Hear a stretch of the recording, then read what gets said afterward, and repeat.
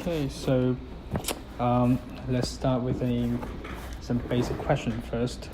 So it seems that most of the work looks a bit spontaneous and speedy. Mm-hmm. So can you briefly describe how usually you begin your work? Did you plan before? This is a stupid question. How usually you begin your work? Yeah, so like you said, it is fast. It's very spontaneous. Mm-hmm. I usually begin my work, it starts with constructing the panels and the canvases always. And in some situations, that means that there's a compositional decision that's already made, whether it's in this one where it's like cut out on the bottom here, or this That's one. Canvas, right? That's actually wood. Wood. That's a masonite panel. Yep. Okay. And so that one actually the wood used to come all the way down to here when I started it. And then through the painting process, I found that overhang was getting lost. And so I ripped it off, physically, just tore it back. But then there's this painting where I cut that and built that exactly like it is. And same with this one here. I knew that this composition was going to be like this from the beginning, so I built a double-sided panel that could hang sideways on the wall, with the intention of putting this exact piece of canvas on it. Once I have the panel built, then I generally have a large compositional decision that I know that I want to make. Typically that's like a big rectangle or maybe an organic shape that happens through a process.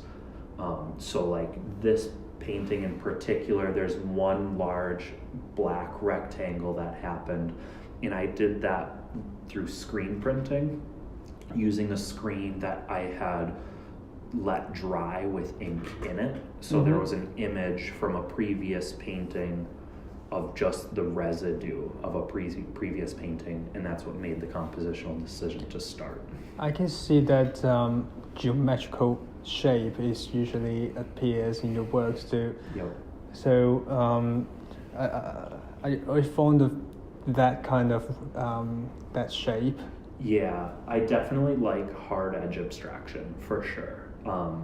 There is a cleanness to it, a directness to it that I find aesthetically really satisfying. And it exists in our world in a lot of the things that I'm looking at, like construction and the subway, stations, or even here in the studios, if you go down to the mezzanine, there's all of the iron that's running over us, and it's always 90 degrees and hard edged and that sort of thing. So it's always in our life, and so that finds its way into my practice. But it's interesting that you said cleanness. Yeah. That I wouldn't use cleanness clean to describe your work. Do you think that's Yep. Why would you use that word to describe it? I think the paintings that are in here are certainly not clean. And so in what sense it's clean? Like a clean edge, like a clean line. That certainly does exist, whether that's through these tape lines that are happening here, or some of the more buried lines that don't exist anymore in this one, or the clean construction, or the rigidity of how these two in particular are built. That's where I find that cleanness. I've been really avoiding, since getting here to Pratt, making super clean paintings. If you would look at the portfolio that I applied with, it was all very clean painting, a lot of white space, a lot of hard edge, a lot of collage, and that sort of thing. But actually, the painting here makes me focus a lot of the frame, or the stretches, and that's the obvious cleanness. If it is here, or there is even cleaner. Yep. So that is what I could immediately feel how clean it is. But when it's going deeper content-wise, that's another kind of cleanness you were mentioning. Yeah, I'm definitely interested in the cleanness of the construction. The paintings, I mean, there has to be a dichotomy, right? Like there has to be a little bit of this to counteract a little bit of that.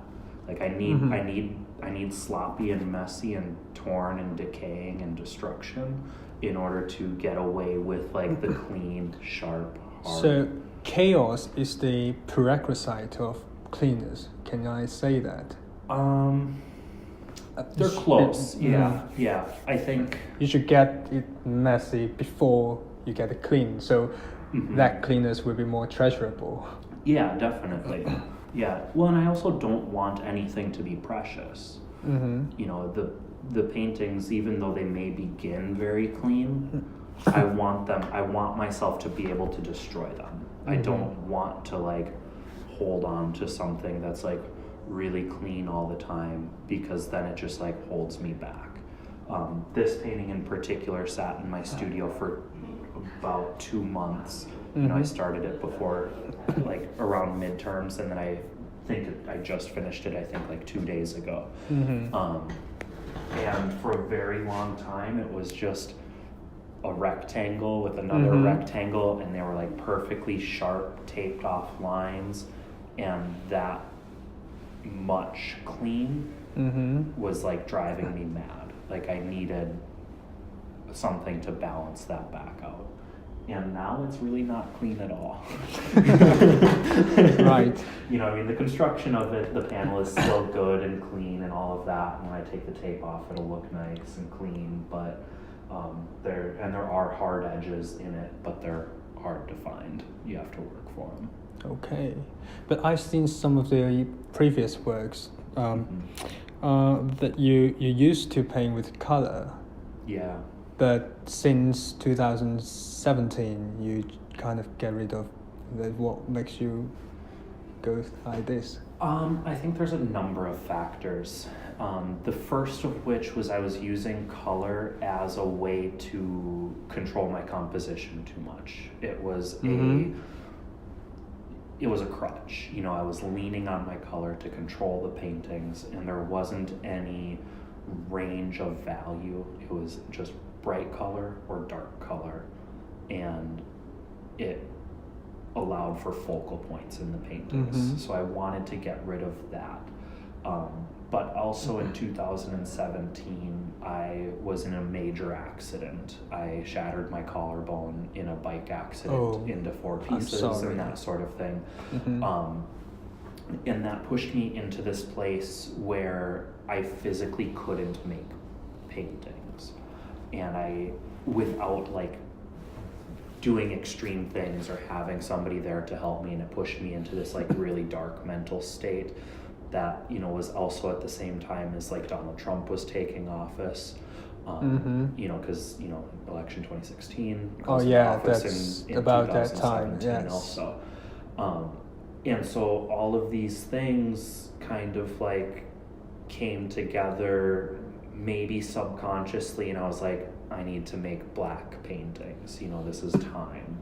And I'm certainly going to go back to using color. You know, it's not like a one-off or anything. I do use color. Technically, this pigment is violet, or like this painting is violet. You can kind of see it in here where it gets really washy. Yes. I am almost always adding very tiny touches of color. You can see that even in my gesso. My gesso starts with titanium golden gesso, and I add pigment. Right now I'm using ultramarine blue to pigment it, and that's the same as you can see it in some of these white spots here, because this painting is gessoed down, taped, take the tape off, then glued a canvas down, tore the canvas off, spray painted the whole thing black, repeating, and then glued it, and then tore it off, and then that's how we got to this image. and generated the canvas. The canvas that I used to tear off of this is the canvas that's currently on that painting there. Mm-hmm. So the tool to make this one became the painting over here. So do you consider this as a healing process of your dark time? No, I don't think for me it's that direct. Mm-hmm. So basically you go with black and white. One of the factors is you want to get rid of the limit of color. Mm-hmm. Don't let color confine your sense of composition. So another factor was about the dark period, something like that. So right, but I can actually it's running out of time, but I'll just make it faster. So one of your work is Husky Oil Explosion. Husky. Oh yeah. Yep. And that is actually because most of your works are pretty abstract, but those are the particular one, a rare relatively abstract painting. So what's special about that? Because you said that it's not about war. Yeah. So, no, those oil refineries, that's actually about an oil refinery that blew up in the United States. It blew up in Wisconsin. It was an accident. It was an accident, yep. And I do concern myself personally a lot with the environment and issues. For the last 3 years, even though I lived in Minnesota and their crazy cold winters, I didn't drive a car for 3 years. I used a bicycle everywhere. Negative 20 degrees Fahrenheit weather, so that would be negative 40 Celsius roughly, and I would be out biking, and I would do about 20 miles a day. And this particular oil refinery has had multiple explosions. It's blown up twice now. When was it? The most recent one was in 2018 in April. Oh, wow. And so I was very interested in, number one, this is a huge environmental impact. Number two, this has happened before and nobody remembers it, and the oil refinery still is functioning in the exact same place and gets away with exploding again, and now the oil refinery is going to be working and running again. So it's when are we going to learn from our lessons, And so I really was repeating that image over and over and over again as this kind of metaphor for this accident that happens again and again, but then it's also constantly, the image is fading in and out because I'm using acrylic transfers and I'm letting some of the paper stay on there. Okay. So it's constantly kind of fuzzy. So is that one of the rare work that you that really concerns some issue based on? I would say that's one of the pieces. It is rare, yeah, and it's one of the few rare ones. In that series, I made I think 7 paintings that were about the Husky Oil Refinery explosions, and I'm not about to go back into it. I'm constantly trying to keep myself aware of what do I think the power that painting has. What can a painting actually do in the world? And is it interesting for me to talk about an oil refinery in terms of the destruction of our environment, and what impact will my painting actually have on this event? And the reality is most likely none, because the oil company doesn't care about my painting, and in fact they would probably try to shut down an exhibition that's showing off the fact that they're blowing things up. And the viewers that are going to come to an art show generally are politically on the same side as I am and are just as concerned with the environment already. So I'm not really educating anybody. I'm not really preventing anything. And so it's kind of just this blowing smoke, to make us all feel good, like we're doing something. Because I remember you said that, correct me if I get it wrong, because you don't believe that art can change the world, right? Not on a grand scale, I don't, yeah. So, so you said you're not educating them. So, what do you really want to achieve?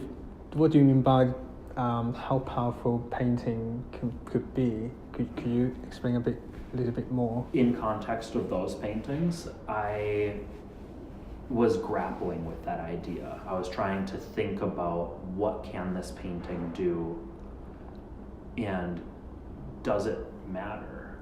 And I think through that process, it kind of got to, through the process of making them and having conversations with people in my studio, I got to the point where I was like, hey, we're all here talking about the same thing, having a good time, like we're just like preaching to the choir. It's not actively doing anything. The painting isn't doing, and I think that maybe these paintings aren't necessarily actively doing, they're not changing the world either. I don't think that they have the capacity to. I don't think that they're necessarily educating people about my concerns in construction, but I find them interesting to make. I find the ideas around construction to be interesting. And I think that the process is interesting, and it has a way of, producing interesting paintings from that. I mean, it is art for art's sake. Okay. That is definitely it. This is paintings for, yes, in a way, for painters. Yes. Absolutely. So I think it's about time. Cool. Thank you very much.